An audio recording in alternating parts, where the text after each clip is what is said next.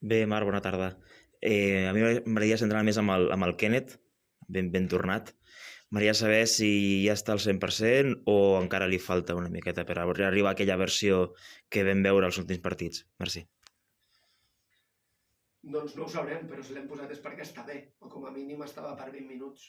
Crec que la seva evolució marcarà de quan podem disposar d'ell la propera jornada.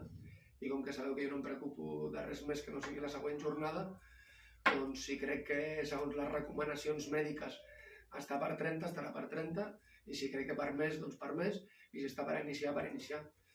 Aquí el que volem és que estiguin els màxims jugadors sants per afrontar de la millor forma possible, intentar fer els millors 11 possibles i intentar reservar aquells canvis que creiem que ens poden donar alternatives i canvi de dinàmiques o ajudar-nos a sumar, i així ho farem.